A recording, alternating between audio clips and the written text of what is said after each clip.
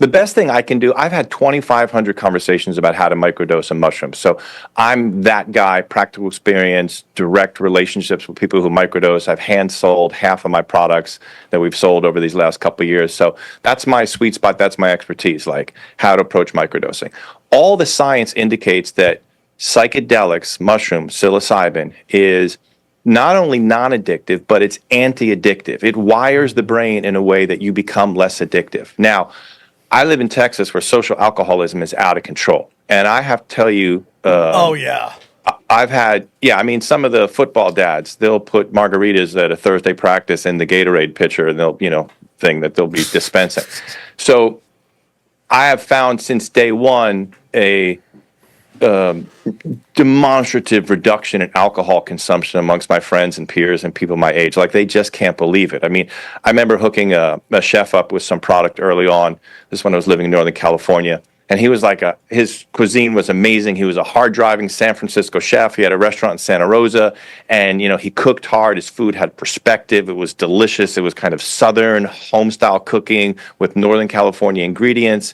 And he would finish his shift. He was 30-something years old. He'd line up the shots. He'd get his whole crew hammered, Irish guy. And about 2 weeks into microdosing, he calls me up. And he's like, "Hey, man, like, I got to tell you something." I'm like, "What's up?" He's like, "I was driving home the other day after work, and I realized, like, I haven't had a drink in 2 weeks. I didn't even know it was happening. It just started happening because I'm 2 weeks into your product, and I've just stopped drinking." And I'm like, "Dude, I hear it all the time. Psilocybin at the macro or microdosing level moves your brain in a beneficial direction, whether you're aware of that or not." So the Dell Center for Psychedelic Research and Therapeutics here in Austin, Texas, and they use fucking bullshit synthetic psilocybin, which I just don't philosophically agree with. So that's chemically derived and manufactured psilocybin. That's not the whole mushroom that's extracted. I don't agree with it philosophically. But even in those studies, they found a 25% reduction in alcohol consumption. So, and my experience will correlate with that. All kinds of addiction issues are lessened. My pot smokers, when they start microdosing or then occasionally doing a recreational dose, they're smoking less pot. Alcohol people are drinking less. The opiates, the painkillers, all of it is everything has a reduction and moves your brain. Jack, real quick. Yes, sure. Because you said something important. So, okay, because I do a lot of nutritional counseling. I'm way into fitness. We can talk later about, I have this whole performance protocol with microdosing, which we can get into later. Unlike calorie counting with food, where just by counting the calories and the act of being conscientious about it, you'll eat less, you'll be more conscientious. With alcoholism, and I don't suffer with those addiction issues, thankfully, so I'm speaking about this as respectfully as I can. The benefit, so just stopping drinking is incredibly hard from what I understand, unless you deal with the underlying pain. And the reason why psychedelics are so effective in reducing alcohol consumption, drug use, is because you will have a spontaneous realization of what has caused the pain and driven you to these abusive behaviors. Yes. And because of that illumination, it rectifies it. It turns the light on. So look, the macro dose versus the micro dose. So macro, there's an expression from the Buddha that says, once you hear the Dharma, the die is cast. Now, Dharma is the truth. So when the light gets turned on in a room, the darkness is never the same. You understand the pattern of the room. So what a psychedelic experience can do, responsibly done, we can go into that later. But what the psychedelic experience does is it turns that light on. So the pattern of darkness is never the same. And often the light can stay on long enough in that experience that you can do some real work, some real healing, some real deeper understanding, a deeper connection to God and self-love and your own self-worth. And so you understand your addiction from a new perspective. And then stopping the drinking is just so much easier than just trying to willpower yourself straight through it, because you've had a moment of epiphany where you've connected with the divine. And now once you understand your divinity, God doesn't want you to be an alcoholic. God doesn't want you to be a drug addict. God wants you to live God wants you to live a fulfilled life experience where you love as deeply as you can, you commit as deeply as you can, you're the best friend, the best father, the best husband, the best business partner that you can be in all aspects of your life. And getting that illumination experience will moderate all those addictions. Yeah. You got the OGs in this space. You got Stamets, you got Fadiman, Huberman with his podcast has done a really good job going through the science of macro and microdosing, the science of psilocybin, the science of psychedelics to understand the brain. What I can say from 2,500 conversations about how to microdose effectively is that it moves your brain and your life in a beneficial direction almost all the time. If you take out the variables of, if I have 100 clients, 2 of them just aren't going to respond to psychedelics at the microdosing level. Another 5 of them won't respond, but I've developed some techniques to trigger a response. You have to, and those that are on antidepressants and SSRIs, SNRIs, there's about a 50% chance they won't respond. They have to scale down on the antidepressants. But for those, 95 out of 100 clients, there's just this phenomena that you start to become a better human being. The magic of these mushrooms is they want you to be better, and they move your brain to a new place of homeostasis. And if that means you're watching too much porn, it will reduce down. But let's just say, for sake of argument, microdosing is 100 to 400 milligrams. Macrodosing is 2,500 milligrams or 2.5 grams and more, depending on the potency and strength of the mushrooms. And you should always do like a recreational dose first to test the waters a week or 2 before your planned macro dose. And you should do them with the same type of psilocybin mushrooms so you know what you're getting into. Scene and setting, preparation is very important, especially the older you get, because there's a lot of fucking shit in this brain that can come out. You know what I'm saying? Sam probably gets it. Yeah. So you really want to test the waters first. So, okay, one of the amazing things about this fantastic fungi was the way the mycelial network connects information and relays information through the forest. What I've found over these 6 years of microdosing is what I call the etheric mycelial network. Like, from my heart, from my head, there's just these fibers that go out, and these fibers tell me how I'm connecting with the human being. Am I meant to connect with them? Now I give. Now I'm supposed to receive. Or there's just no connection at all, and I break it off.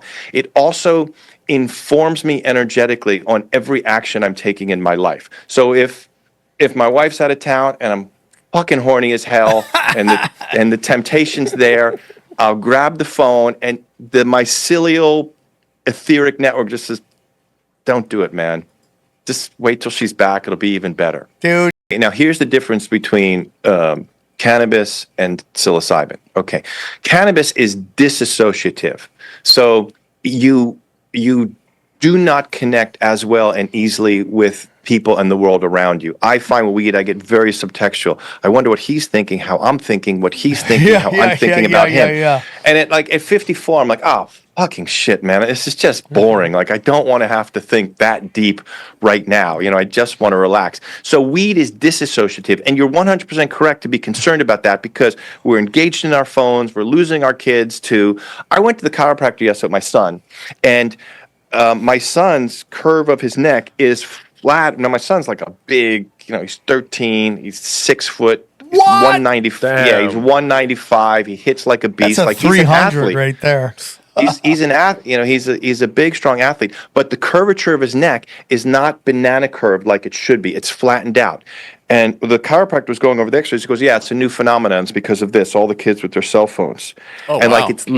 like literally 10-year-olds have the neck curvature of a 60-year-old. And the problems start immediately because of this, because they're always on their phone.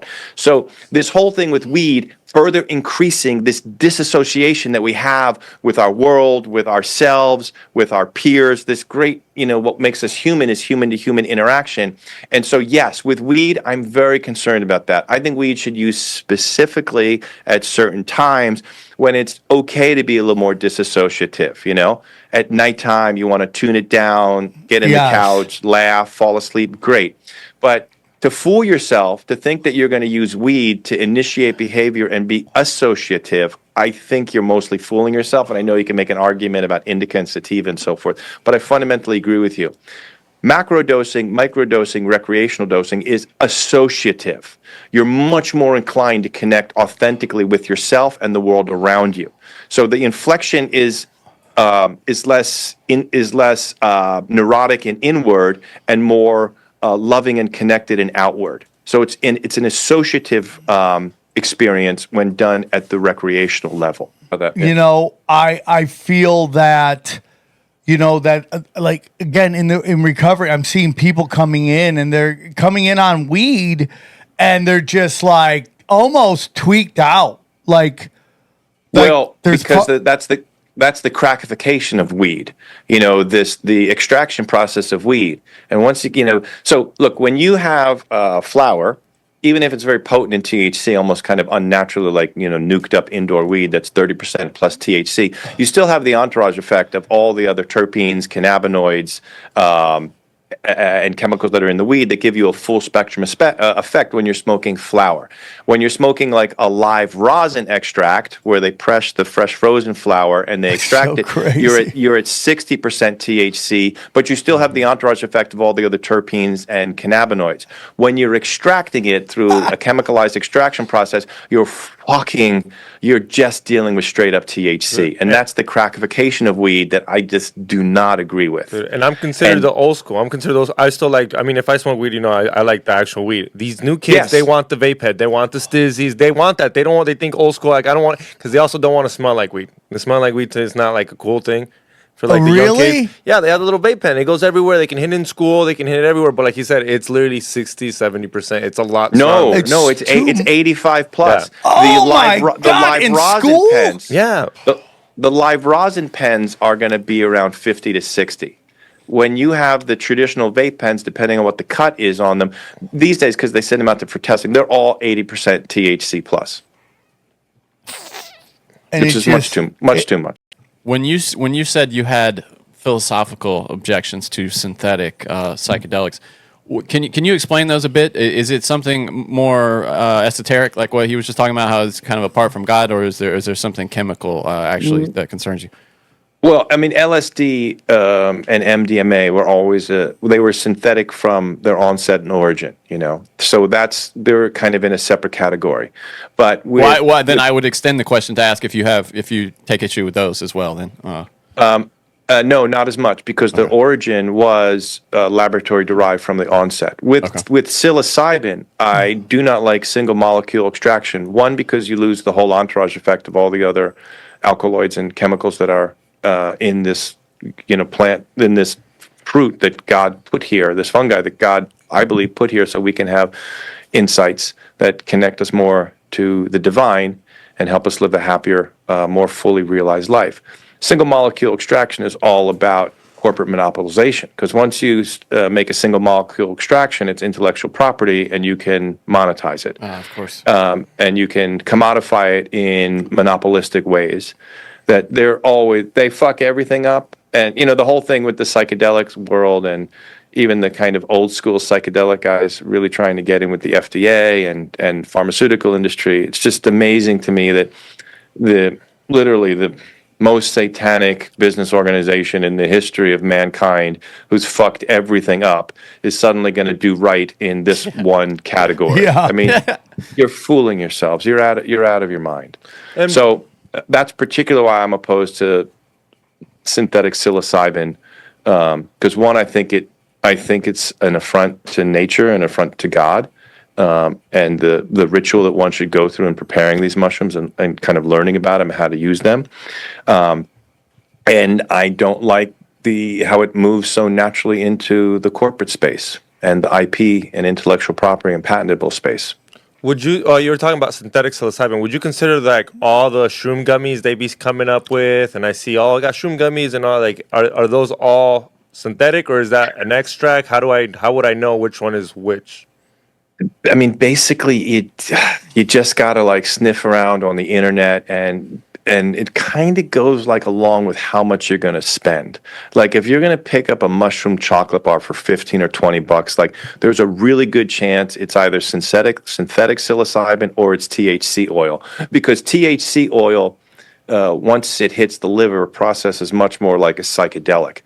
but once again, it's the dissociative experience as opposed to associative and connective experience. So I find it's different. Most people can't identify that. So it's the price. That makes sense, the price. Because, I mean, like you said, there's a lot of chocolate shrooms right now. Everyone's giving them out. And he says sometimes they're $5, sometimes they're 30. Like the price, obviously, for what you pay. No, first off, the packaging should look crisp, okay? Because the companies that are doing it right have really good packaging. So the packaging should be crisp. You should be able to find out something about them online, even if you can't buy it, but they've got some kind of presence online that seems direct, doesn't seem like a knockoff site. And you should be spending a decent amount of money on on a quality recreational mushroom gummy or mushroom chocolate.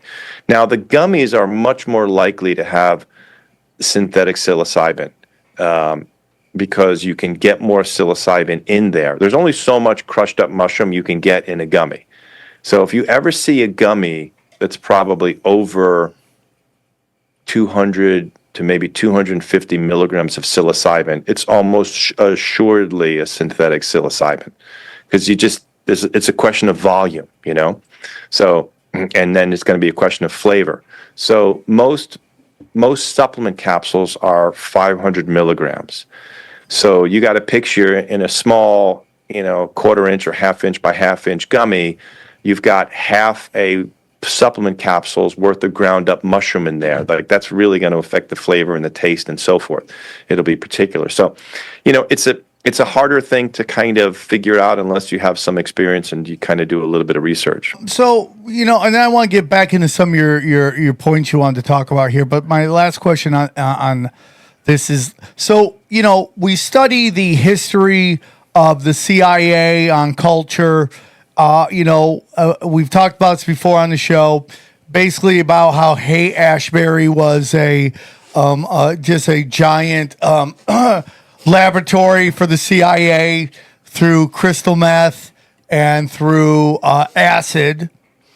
And now we have this situation where Silicon Valley is all microdosing and doing Adderall. Do you think that's there's a correlation there? Because it seems pretty specific to me.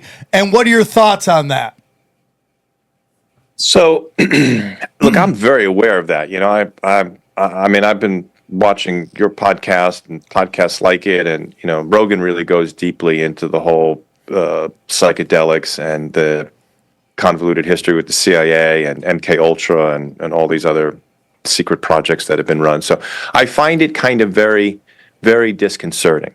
Now, certainly with acid and LSD at really high levels, like they can take your brain to places that it might never come back and can kind of program your brain.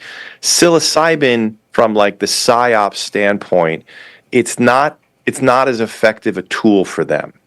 And what might end up happening is it might end up backfiring. They might try to do this in a way historically to make somebody more programmable, more inclined to war, acts of espionage, assassination, different kind of events like that. And what they end up getting is a more loving and present person that comes back who's less inclined to do those kinds of actions. But it's a real troubling, as somebody in the space, it's real troubling about how much these products have been used for nefarious ends.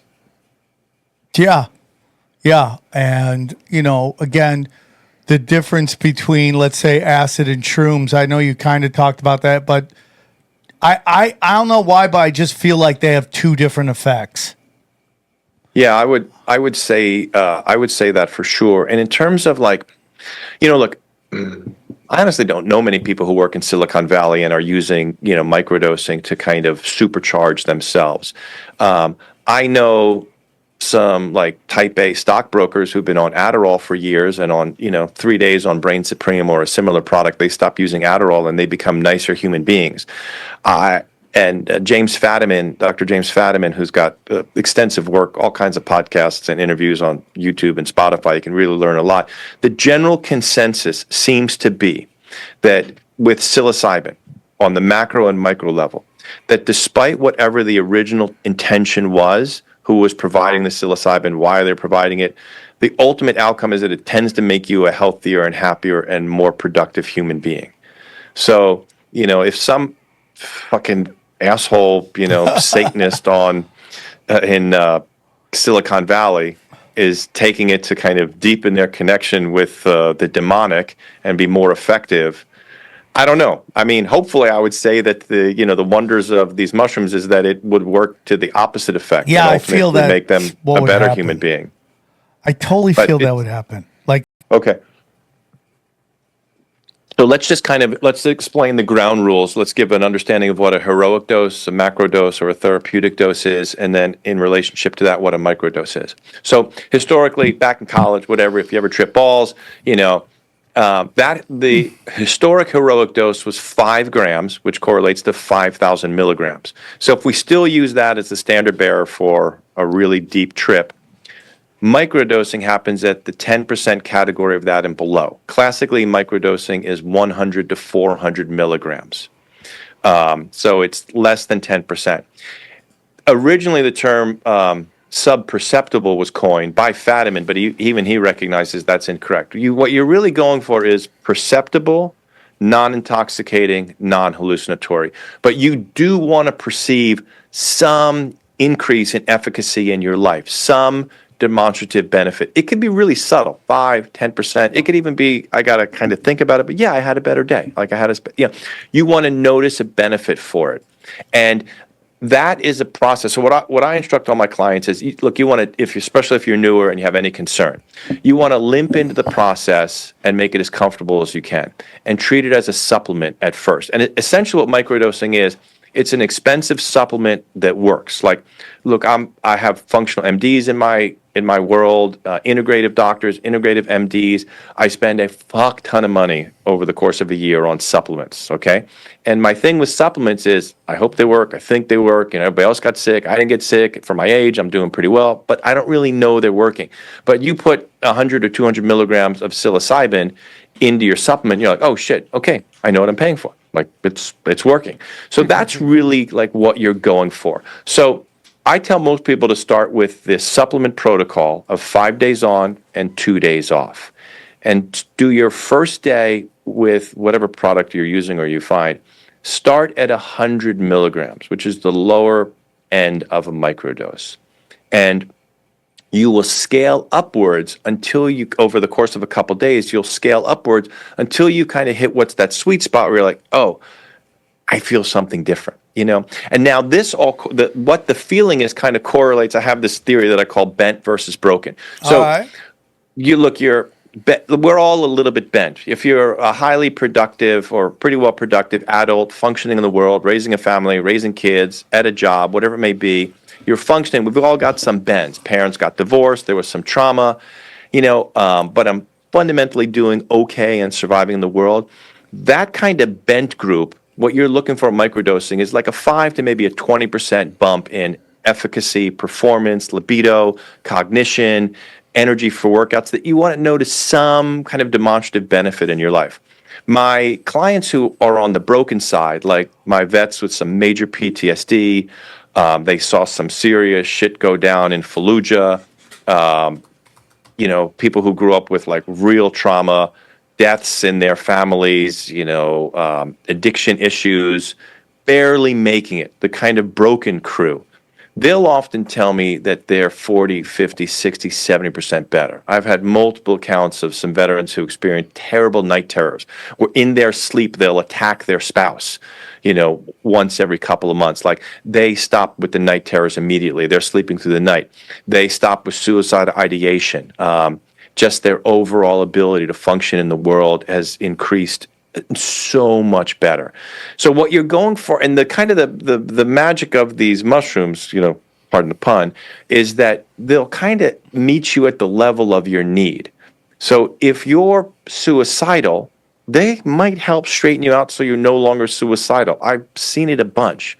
I have a therapy clinic in the mountain states where my product has become part of their protocol. And they said, look, through therapy and your product, we've taken 4 clients off suicide watch, and we've never done that before. And the microdosing seems to absolutely play a part in that. And then I've got some, super high powered, super successful type A achievers who they're like, you know what, I'm finally like becoming a little bit of a nicer human being. I'm definitely perceiving it, but like I'm less an asshole. I'm 10% less an asshole. The other thing too with microdosing that's really weird is you have a positive affect, like, hey, I'm liking my workouts more. I'm more intent to the gym. I'm a little friendlier. But sometimes it's harder to perceive as a reduction in negative affect. So I had one client and I was coaching her through the process, and she's 3 weeks in and she's coming up to her week off, and she's like, look, I'm going to stay with it. Maybe it's working. I can't really know if it's working. I'm doing all right. And so I'm like, all right, well, look, it's time for your week off. Let's do your week off, and then check in on like day 3 or 4 of your taking your week off. She calls me on day 4. She's like, oh my God, I get it. I'm like, what is it? She goes, the voices in my head. Nah, nah, nah, nah, nah, nah. She goes, they came back last night. I'm on day 4 and I can't sleep. And this, you're shit, you're worthless. It all came back. She said, I didn't even perceive it because it was so subtle over the course of this 3 weeks and a month that the negative affect, which so dominates my life, had this slow reduction to the point where I was finally sleeping better at night. And as I did my week off, I realized, so sometimes it's perceptible in the positive, sometimes it's perceptible in the reduction of a negative affect. But really what you want to do is the first course of action. So your first 10 to 20 days microdosing, treat it as a supplement, 5 days on, 2 days off. You want to scale up in the active portion. Now, a lot of these products that are out there these days, and a lot of them are quite good. Most capsules have about 100 milligrams of active ingredient, and then they'll have 400 milligrams of complementary other ingredients. It could be other nootropics. It could be adaptogenic herbs and amino acids that help with mood and libido. It could be performance boosting, natural testosterone boosters and rhodiola and Tankat Ali, Fodagia resti, things that help with kind of athletic performance. But they'll have about 100 milligrams of active. So you want to start at the 100 milligrams of active, scale up until you find your personal sweet spot, and then now you've kind of learned how to use the product. And you can also do something called scaling up over the course of the week. So if you're doing mushrooms, you do acclimate to mushrooms. So that's why you definitely want to honor those days off and then even the week off every month. So if you're doing the standard starting protocol, 5 days on, 2 days off, you can do, let's say, Monday, Tuesday, Wednesday with a 200 milligram microdose, and then you can experiment with Thursday and Friday at 300 milligrams. So you can go from 2 capsules to 3 capsules, and then you take the weekend off or whatever your 2 days off are. So there's different kind of protocols that you can do within that. But the first course of action with microdosing is treat it as a supplement, limp into the process, familiarize yourself, demystify it, learn how to kind of identify your sweet spot, and then you can use it more prescriptively from there. So I was driving in outside of the Central Coast, California. I was driving my distro van back when I was in the weed business, and we as a company, we had just developed our Genius formulation, which is our most nootropic formulation. And whenever we work on a new formulation, I take like 10 days to 3 weeks off so I can really kind of hit it fresh. And I had at the time. Microdosing was just kind of starting out, and people, if they were doing anything, they were just doing the Stamets stack, which is some niacin and some lion's mane. And my partner and I, we really wanted to broaden it out and really start to get deep into the world of nootropics, which are herbs and amino acids that help to improve neurocognition and performance. Okay, caffeine is a nootropic. L-theanine, L-tyrosine, alpha-GPC. The Onnit company's Alpha Brain is a classic nootropic. That was their main product that made it well. So we wanted to approach microdosing as the ultimate nootropic. And so to answer your question, I took 2 capsules and I suddenly felt like 45 minutes into this drive through the beautiful Central Coast, I felt my brain go thunk to like a new operational norm where I wasn't high, I wasn't shroomy, nothing like that. I just felt my brain operating at a level of neurocognition that felt like, oh, this is what normal should be. This is how my brain should operate. It's as if you've been drinking shitty water your whole life and still working out, and suddenly you drink good spring water with some minerals in it, and you're like, oh God, like this feels great. Like it's quenching my thirst, my muscles, my joints feel great. It basically brings you to a new operational normal that is elevated, but feels like it's natural. It feels like this is how I should operate and how I'm kind of meant to operate. That for me is kind of the best explanation of what successful microdosing is that it upgrades your operational platform to a higher status, higher position, but it doesn't feel unnatural. It feels like this is how you're meant to operate. It's the opposite. You'll feel more in control. The Dell Center for Psychedelic Research and Therapeutics here at UT, they did a tap testing on microdosing with geriatrics, where they, finger tapping, coordinated finger tapping, how many times you can do it over the course of whatever seconds it was. It's been a while since I read the report. And they tested him. They gave him a microdose. They brought him back in and tested him an hour later. And there was I believe it was a 13 or 17% increase in tap testing amongst octogenarians, 80-year-olds. Like their neurocognition and performance improved 17% in 25 minutes. Yeah. So you will perform when you've learned how to microdose correctly, and you've demystified and familiarized yourself and personalized your process with it. Like you'll perform at a higher level. I have senior partners at law firms who will text me in the middle of like really boring hour after hour of corporate deposition, and they're like, "Dude, I'm on fire." Like I would usually pecking corn and glazed over. Like I'm catching everything. I'm totally tuned in. I hear that a lot. That it kind of upregulates your normal operations, neurological operations. So you just perform at a higher level. Now, the interesting thing about mushrooms, functional mushrooms, chaga, reishi, cordyceps, lion's mane, maitake, shiitake, all that, and psilocybin in particular, is that they're highly anti-inflammatory.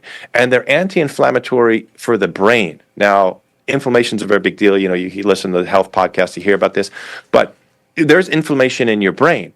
And one of the reasons why you might perform better on both functional mushrooms and psychedelic mushrooms at the microdosing level is because the subtle reduction in inflammation improves your brain functioning. I've even had clients who tell me that their vision's improved. And I think the reason why that is because ocular inflammation around the eye, has decreased enough so that your eye can function at a higher level and perform better.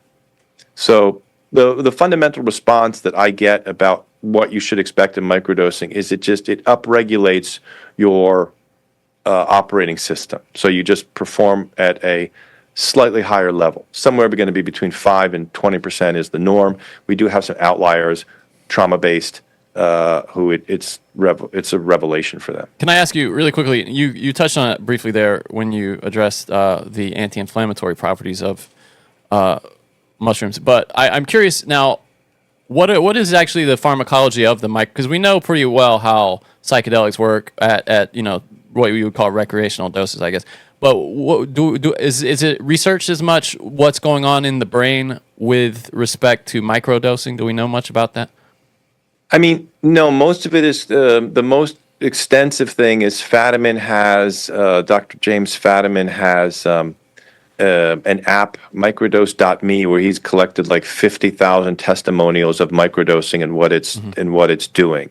And most people report that it just kind of upregulates their system a certain percentage where they feel happier and more productive in their lives as it's going about. Now, look, what mushrooms do at the macro and microdosing level is they're neuro-regenerative, so they will help your brain. And I played college football. Now, I was like pretty much perennial second string. I had like 10 starts of my college career, but between all the practices, being a Big Ten linebacker, like there's a couple thousand hits on me from starting in third grade all the way through 4 years of playing linebacker in the Big Ten. I have no signs of CTE. In fact, as long as I'm good with my exercise and my diet, like inflammation, performance is really quite extraordinary. And I compare myself to some of my old teammates, and I seem in much better position and situation. And I think that's because of the neuro-regenerative and curative, neurologically curative aspects of microdosing. So microdosing not only stimulates new neural pathways, which are beneficial, moving you in a kind of naturally happier and that your homeostasis is in a more beneficial place, but it's neuroregenerative. So damaged parts of your brain get regenerated so that they start to operate again with higher levels of functionality. So that's some of the science behind macro and microdosing, is that it really helps regenerate the brain and activate the brain in new and beneficial ways. Talk about that. Shrooms are dangerous, and that people take them and then they basically force themselves to have certain experiences based on what they think they should be having. And, you have a thing about the occult and, like the globalist tool of the occult, like, or do you think it's a force for good? What are your thoughts on all that? I mean, I've never been involved in any occultist rituals. I've never either. I wouldn't even know what that looks like. So like, I don't have much personal experience to speak from, but look, if you take a high level of psilocybin, scene and setting is so important for psychedelics. Like, if you're going to go at the macro level, you really got to be honest with yourself. Like, how much is going on in there that might get unpacked? Is this something I can process on my own, or do I need somebody in a supportive environment? Doesn't necessarily need to be clinical, but a trained and supportive environment. I know some tremendous psychedelic therapists, and they take their jobs very seriously. They understand every medical counterindication, every medical condition. Sometimes they'll take weeks before they'll take on a client to help them scale down on some of their pharmaceutical products to kind of reduce neurotoxicity so they can have a beneficial experience. But you really got to be honest with yourself about scene and setting. And if you're going to do microdosing at the recreational level, 1,500 milligrams, maybe 1 gram, 1,500 milligrams to 2 grams. Like, who you hanging out with? Where are you going to be? Is this people I like? Is this music I like? Is this an environment I like? What's going on? You got to curate your environment.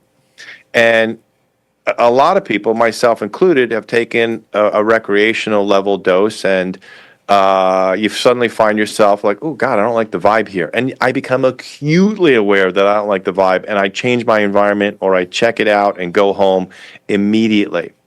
And I would say that in an unhealthy setting, in a malicious or nefarious setting, if somebody wanted to manipulate somebody's neuroanatomy and try to fuck with their personality, you could use mushrooms to that end. You could probably more effectively use LSD to that end. But yeah, you could definitely, there could certainly be an occultist aspect of how mushrooms could be used, where the attempt would be dark. I don't know if the actual experience. Now, the interesting thing on mushrooms, even at the clinical level, is that most people who have, it's extraordinarily high, the research on people who have a therapeutic psychedelic experience, that 80% feel is very highly beneficial.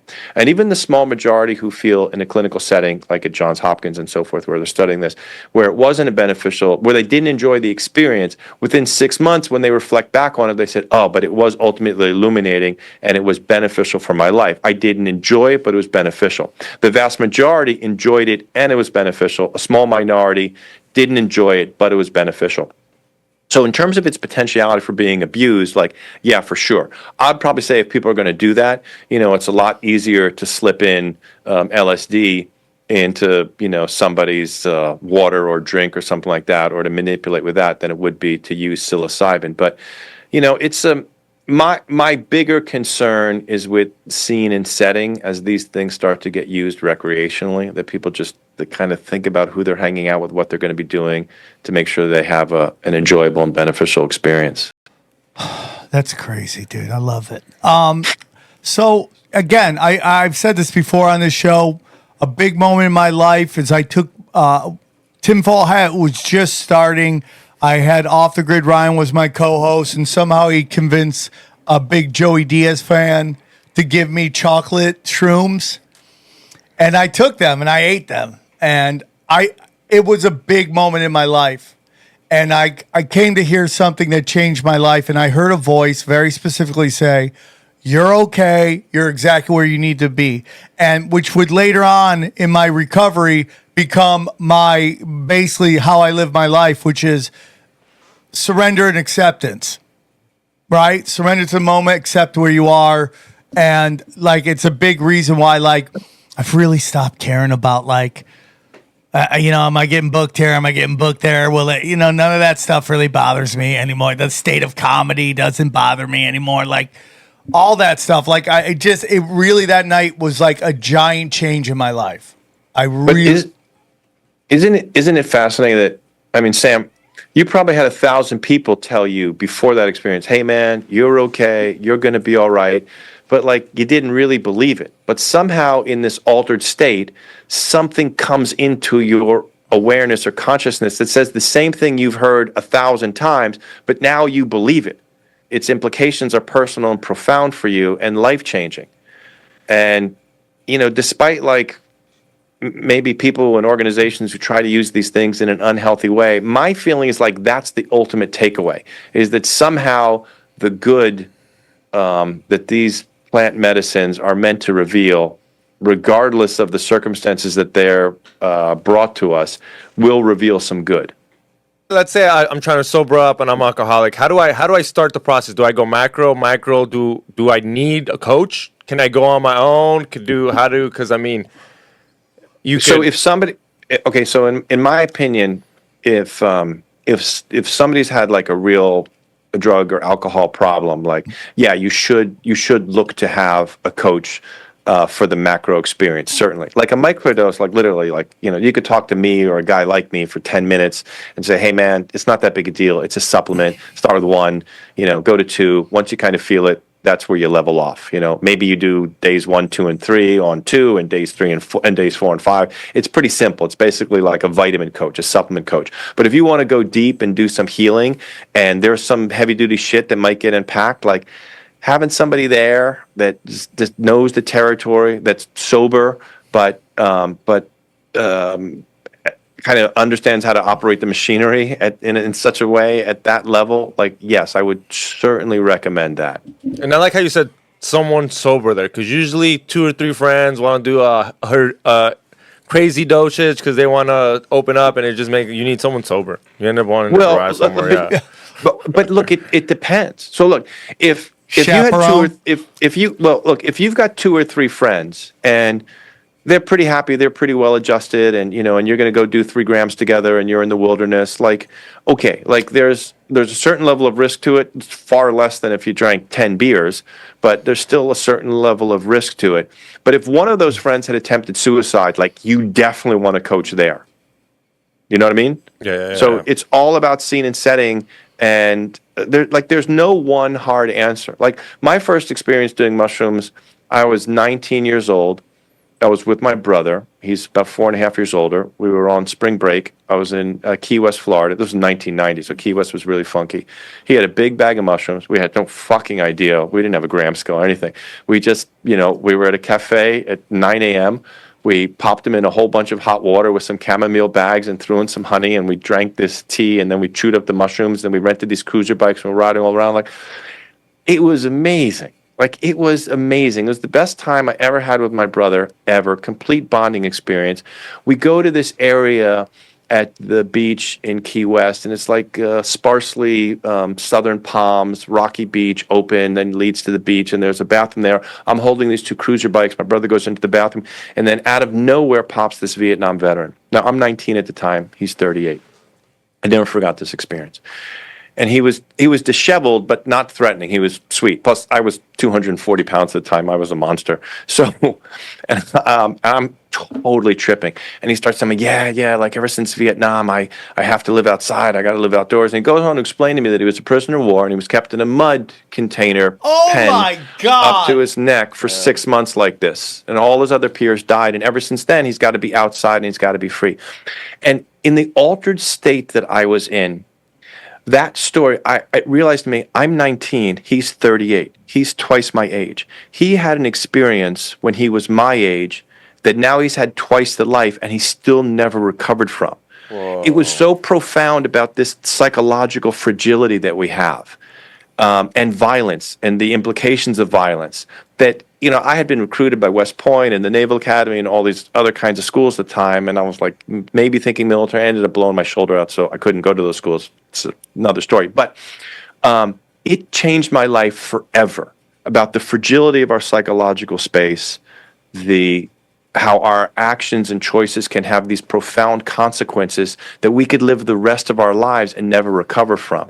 So these, and that was mushrooms done in therapeutically, we would say, a completely irresponsible setting, but it changed my life. It was a great and amazing experience, and I've only had 5 or 6 other macro doses since then, and none of them were as profound as that original one that completely redirected and changed my life, and ended up in some ways, here I am at 54 years old, and I'm in the psychedelic space. So it was very, very profound. So to answer that question, these substances offer some magic and some insights. It's always best to do them in a responsible setting. Scene and setting really matter. And some people, if you got your shit together enough and you trust it, in the wilderness, on your own, at home, a curated playlist on your own with some friends, yeah, it can work out. But if there's somebody in your group whose psychological state is vulnerable and iffy and has a lot of trauma, stay the fuck away from that, dude. I wouldn't trip with that at all. And that person might really help them and heal them, but they should have a counselor with them for that process and that experience. And it sounds so dumb, but I've had homies trip out through a breakup. Oh, you see them crying. You feel bad for them. They're going through, and you're it's not the time to eat that, dude. You're literally, and they want to have fun. They're oh, let me get out of my space. Let me go have fun. You're gonna make it worse. Worse. I just had a client who did something similar. Oh, there we go. I just had a client who did something similar, and I was like, oh, I'm sorry, bro, but you're 34 years old. What the fuck did you think was going to happen?